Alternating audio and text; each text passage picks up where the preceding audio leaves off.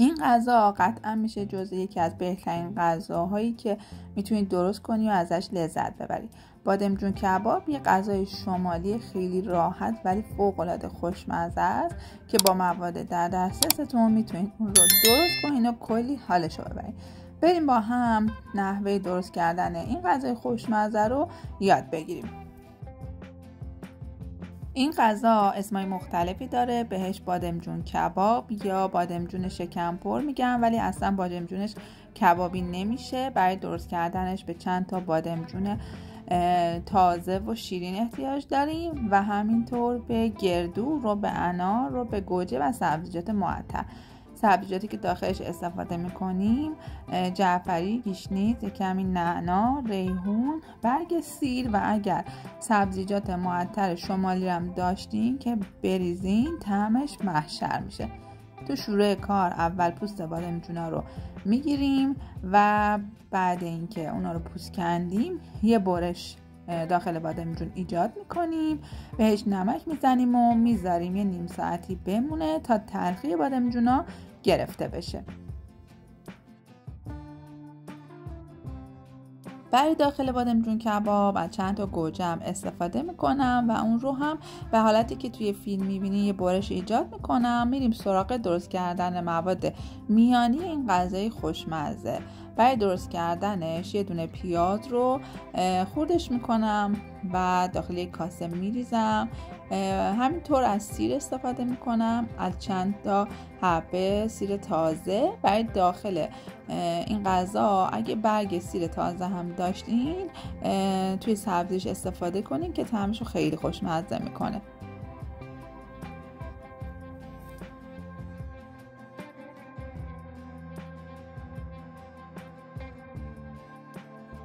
بعد اینکه همه مواد رو آماده کردیم باید اونها رو کاملا میکسش کنیم. از هر دستگاهی که دارین میتونین استفاده کنین.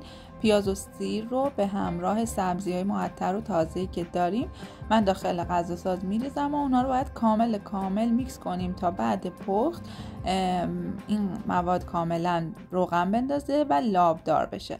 از گردو هم استفاده میکنم. گردو رو داخل غذاساز میریزم، همه مواد رو با هم میکس میکنم. من موقع میکس کردن مواد یک کمی آب هم بهش اضافه کردم که هم راحت تر میکس بشه و همین که بعد اینکه مواد میکس شد میخوام اون رو روی حرارت قرار بدم تا هم پخته بشه و موادم به روغن بیفته. حالا رو به انار دارم اون رو اضافه میکنم، رو به گوجه میریزم و در نهایت ادویه ها رو اضافه میکنم. نمک، فلفل سیاه، دارچین و زردچوبه. اون رو هم به مواد قبلی اضافه میکنم و دیگه مواد رو کاملا با هم مخلوط میکنم. این مواد خیلی خوش عطر و خوش طعم هستش به خاطر سبزیجات معطری که داخلش استفاده شده و سیر تازه خیلی طعم خوبی به غذامون میده.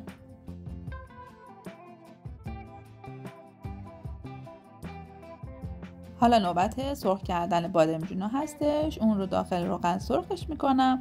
این غذا برای عاشقای بادمجون میتونه یکی از خوشمزه ترین غذاها باشه. مواد میانیش هم داره کم کم آماده میشه. با حرارت ملایم میذاریم که بپزه تا کاملا پخته بشه، ته نگیره و به روغن بیفته.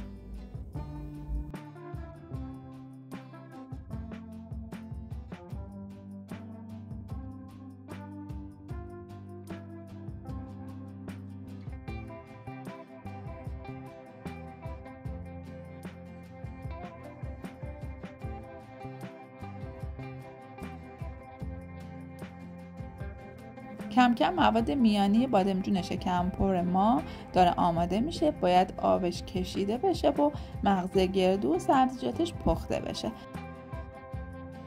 توی این مرحله از یه مایتابه استفاده میکنم و بادمجونا رو از برشی که زدیم بازشون میکنم و مواد میانی رو داخل شکم بادمجون پر میکنم.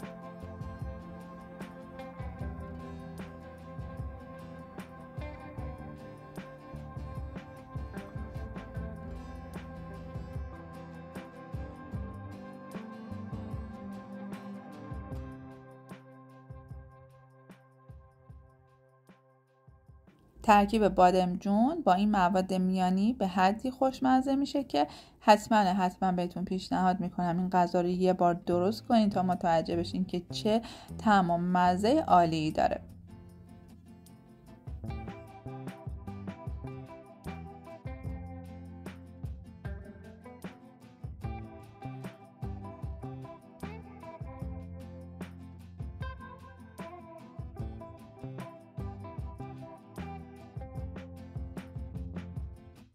بعد اینکه بادمجونا رو با مواد میانی پر کردم، داخل گوجه هم از همون مواد میریزم و کنار بادمجون قرار میدم.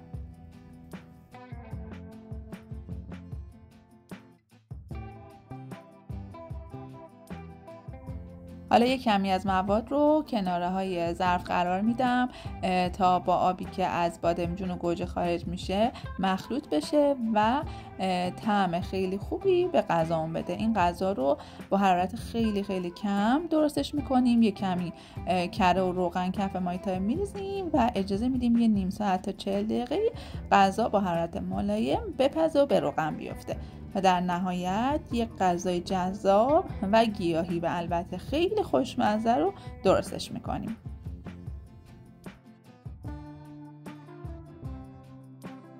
بادمجون کباب یک غذای پرطرفدار تو استان مازندران و گیلان هستش و تو اکثر مهمونی‌ها این غذای خوشمزه رو درستش میکنن.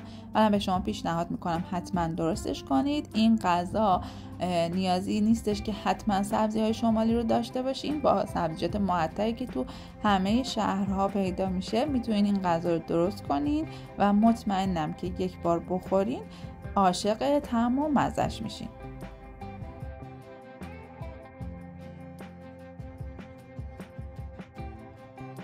و در آخر من اون رو با کمی انار تزیینش کردم. شما هم میتونید اون رو با نون یا با برنج سروش کنین. طعمش فوق‌العاده خوشمزه است.